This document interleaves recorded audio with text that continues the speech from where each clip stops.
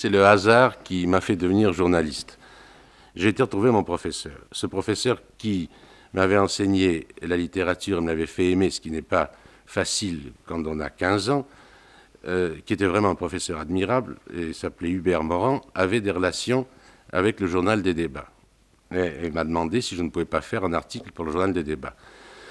Comme je suis d'origine russe et que je lis le russe aussi bien que le français, et que mon père recevait, il faut dire que c'était pendant la guerre, la première guerre en 1915, recevait des journaux russes par la voie des pays scandinaves, je pensais traduire, amalgamer, enfin arranger 2 ou 3 articles sur les combats et sur déjà les migrations de peuples qui avaient lieu en Russie quand les Allemands avaient envahi les provinces frontières. C'est ça, vous n'avez pas débuté dans le journalisme comme reporter? Non, pas du tout.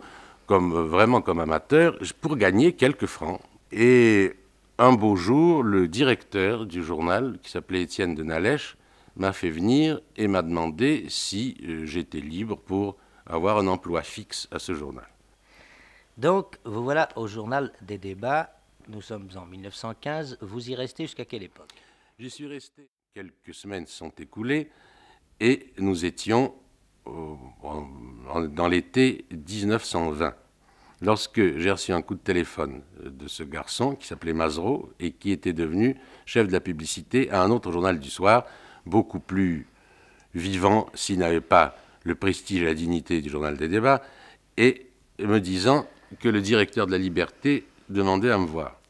J'ai été trouver le directeur qui m'a dit que ce Mazereau lui avait parlé en bien de moi, en quoi il avait vraiment un grand mérite, et m'a proposé, comme ça, sans transition, j'ai cru tomber d'incrédulité et de joie en entendant cette proposition, d'aller faire un reportage en Irlande. Et ma première visite a été aux représentants du Sinn Féin, parce que les révoltés irlandais à l'époque s'appelaient Sinn Féiners, qui était un avocat dont le nom était O'Brien, et qui d'ailleurs, après aussi, il faut toujours mélanger, quand on a vécu longtemps ce qu'on a vu et ce qui s'est passé ensuite, et ce petit avocat qui était dans un bureau assez misérable, d'où il dirigeait tout le mouvement du Sinn Féin en Angleterre, a été l'un des premiers ambassadeurs de la République d'Irlande à Paris. Non, mais je m'excuse, vous nous dites, je suis allé voir dans son bureau le représentant de la révolte irlandaise. Est-ce qu'il faut croire que ce monsieur était connu de tous? Si je vais vous parler du premier voyage commercial que j'ai fait en avion, ce n'est pas qu'une aventure étonnante me soit arrivée, au contraire, c'est pour montrer l'état de balbutiement, si l'on peut s'exprimer ainsi, où se trouvait alors ce moyen de transport. C'était en 1922 et le directeur de la Liberté voulait voir si l'on pouvait, dans la journée, comme le disaient les prospectus de la ligne d'aviation Paris-Bucarest, vendre un journal paru la veille à Paris, le vendre dans la soirée à Bucarest où beaucoup de gens parlaient le français. Et il m'avait demandé de faire cette liaison. En vérité, et cela montre déjà l'état primitif où se trouvait l'aviation commerciale à l'époque, Paris-Bucarest ne se faisait pas en avion. Pour gagner du temps, et comme les vols de nuit étaient alors absolument impensables, étant donné qu'on se dirigeait uniquement à la vue et à la boussole, on prenait le train à Paris le soir et on arrivait à Strasbourg dans la matinée. Et là, au lever du soleil, on décollait pour Prague, qui était la première étape. Car on ne pouvait pas faire d'étape plus longue que 200 à 300 km, c'était de véritables sauts de puce. Il faut se rappeler, et vraiment il faut faire un effort d'imagination quand on ne l'a pas vécu, pour l'imaginer, les conditions du vol d'alors, c'était des avions. Il y avait tellement de Russes émigrés à Paris qu'ils auraient pu former à eux seuls une assez grande ville. On en comptait, entre les années 1920 et 1925, à peu près 300 000 en France, dont la plupart à Paris. C'était la suite de la Révolution qui avait renouvelé toute la situation en Russie et qui avait chassé, ou devant laquelle avaient fui, les gens qui ne voulaient pas la reconnaître et qui ne pouvaient pas s'adapter à un régime qui transformait toutes les bases de la société. Et c'est en vérité une société entière qui était partie de Russie. Ceux qui m'ont le plus frappé sont naturellement les gens les moins connus, c'est-à-dire ceux qui s'étaient réfugiés sur les pentes de Montmartre et qui, pour vivre, et aussi par goût, par espèce de désespoir, avaient ouvert des boîtes de nuit et qui travaillaient dans ces boîtes de nuit. Quand je ferme les yeux et que j'essaye de reconstituer les pentes de Montmartre, la rue Fontaine, la rue Pigalle, la rue de Douai, j'ai vraiment comme un éblouissement, parce que la plupart de ces rues étaient comme colonisées par les réfugiés russes. Dans ce monde et dans ce peuple, on trouvait les éléments les plus pathétiques et les plus curieux. Il y avait là... C'est la révolution russe, et plus précisément l'impossibilité où vous vous trouviez d'aller sur place, qui nous a amenés dans le milieu des Russes blancs de Paris, et c'est maintenant le milieu des Russes émigrés qui nous emmène en Palestine. C'est en effet la fréquentation que j'ai eue avec les milieux russes de Paris qui m'a emmené en Palestine. Parmi les gens que j'ai connus dans l'émigration russe, l'un de ceux avec qui je me suis lié tout de suite et d'une amitié profonde était un homme plus âgé que moi, mais d'une grande jeunesse d'esprit et de cœur. Il s'appelait Polyakov Litovtsev. C'était un journaliste éminent en Russie et en outre un auteur dramatique, et il avait écrit un livre remarquable que j'ai traduit et qui s'appelle « Le Messie sans peuple ». Mais en plus de son activité littéraire, il avait une activité personnelle beaucoup plus essentielle pour lui et qui était le sionisme. Je vais dire quelques mots du sionisme parce que, à l'époque où je l'ai rencontré, je n'en savais absolument rien. C'était un mot vide de sens pour moi. Et c'est lui qui m'a mis au courant de cette revendication nationale qui datait de plus de 2000 ans et qui a amené un nouvel État à la face du monde. Il faut savoir que... Eh bien, Joseph Kessel, nous en arrivons maintenant au reportage qui vous a laissé sans doute les souvenirs les plus marquants. Sans aucun doute. Comme celui aussi, d'ailleurs, qui a le plus surpris vos lecteurs, dans la mesure même où il leur donnait mauvaise conscience, c'est celui qui est intitulé « Marché d'esclaves ». En effet, il était convenu, une bonne fois pour toutes, que l'esclavage avait disparu en même temps que les derniers négriers de Nantes ou d'ailleurs. C'est exact. Mais il y en avait beaucoup plus qu'on ne croyait et que je ne le croyais moi-même. Et si ce reportage m'a laissé le souvenir le plus profond de tous ceux que j'ai faits, c'est qu'il a été en même temps une découverte, une aventure et une sorte d'exploration. Et dans toute entreprise de ce genre, il faut une clé. Oui, il faut une clé pour tout. C'est le secret d'un reportage réussi parce qu'on est forcé d'aller vite et que si on n'a pas un introducteur dans le pays ou dans le métier que l'on étudie, il est impossible de faire quelque chose de valable. Cette clé, la chance a voulu que ce fût Monfred, Henri de Monfred, dont tout le monde connaît les livres, mais qui à l'époque était complètement inconnu. Nous arrivons à Djibouti avec lui, et il nous a emmenés dans sa propriété de Harawé, la province d'Harar, en Abyssinie, où il cultivait du café. C'était un charmant endroit plein de...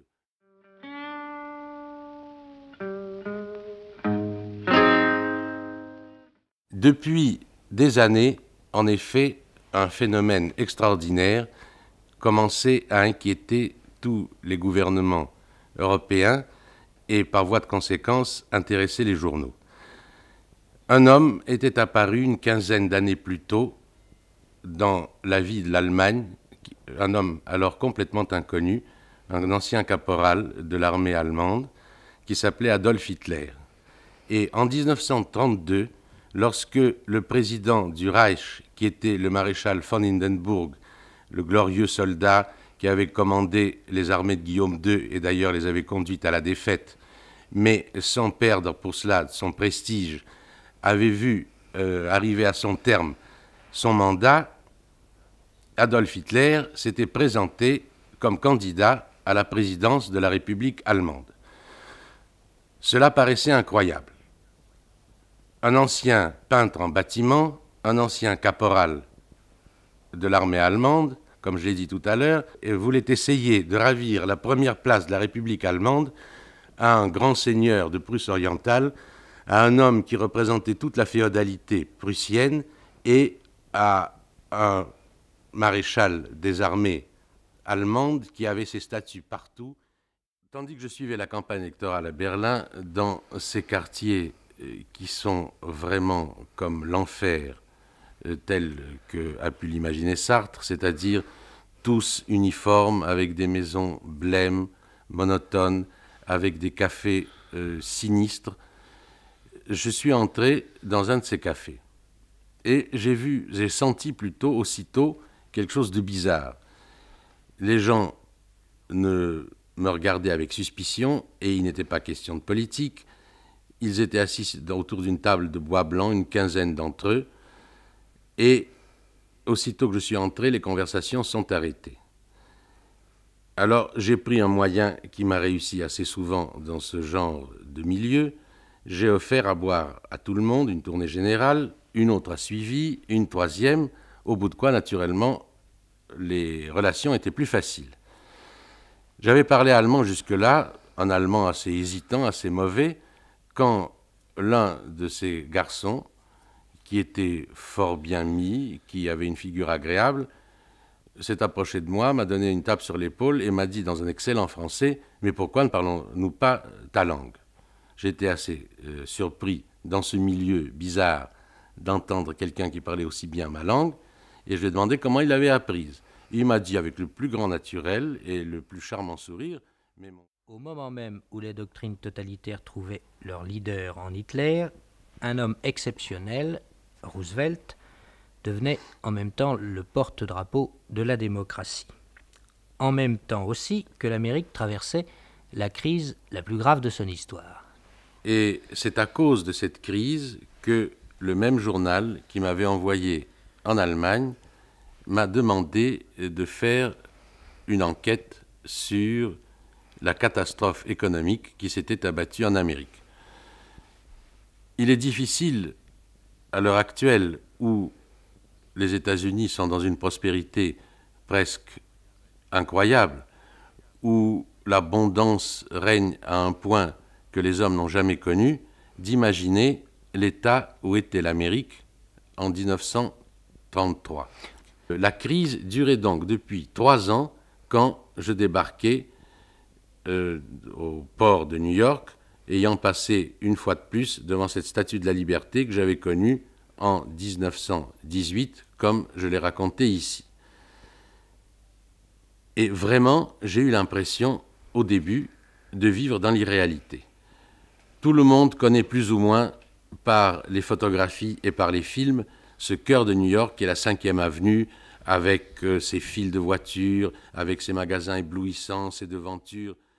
Aujourd'hui, si vous voulez, Joseph Kessel, nous allons revenir à l'ordre chronologique de vos souvenirs. Nous allons revenir à la période 1925-1926. Vous êtes en Palestine, la Syrie est à quelques tours de roue, bien entendu, ces quelques tours de roue, vous allez les faire. On ne pouvait pas penser, en effet, après un voyage en Palestine, de ne pas aller en Syrie. D'ailleurs, le point d'embarquement et de débarquement en général était Beyrouth, où relâchaient les bateaux français qui venaient très souvent en Syrie, étant donné que la Syrie était alors, comme vous vous en souvenez, sous mandat français. Il y avait 2 parties en Syrie. Une tout à fait tranquille, qui était le Liban, où il y avait beaucoup de chrétiens, où les gens étaient riches, aisés, surtout à Beyrouth. Et c'est là que j'ai fait ma première escale et que j'ai découvert un monde assez curieux. Il y avait une ville à Beyrouth qui s'appelait la ville souterraine, qui a disparu depuis, comme beaucoup de choses hideuses, mais d'un pittoresque intense, et que j'ai visité grâce, comme ça se fait toujours dans ces cas-là, à la police. Un jour, l'inspecteur principal, qui était un Libanais, m'a dit « Vous avez dressé un tableau tout à fait saisissant de l'Amérique à genoux au plus creux de l'abîme au moment de la crise de 1933. Or, ce qui est assez surprenant, c'est que 3 ans plus tard, vous écriviez sur l'Amérique toujours un nouveau livre et d'un ton tout à fait différent. Est-ce qu'il faut croire qu'en 3 ans, Roosevelt avait réussi déjà à remonter le courant à ce point? Oui, il avait, si l'on peut s'exprimer ainsi, remis le moteur en marche. Mais cette fois-ci, je n'allais pas faire un reportage en Amérique. J'avais été invité par un producteur de Hollywood, qui s'appelait Walter Wanger, à venir écrire un scénario qui était destiné à Charles Boyer, qui à l'époque était la star masculine montante aux États-Unis. Et le metteur en scène de cette entreprise devait être Anatole Litvak, qui venait de faire un admirable film, Mayerling, et qui depuis en a fait beaucoup d'autres aux États-Unis. Donc Litvak et moi, nous arrivons à Hollywood que nous ne connaissions pas. Ni l'un ni l'autre. Ni l'un ni l'autre. Et notre stupeur a été immense. D'abord, dans le bon sens. Cette ville pleine de jardins, pleine de maisons luxueuses, avec toutes les facilités de la vie. Étiez-vous déjà allé auparavant en Espagne? J'y avais été une fois, et ça a été une sorte de prologue à la tragédie que l'Espagne a connue pendant 2 ou 3 ans.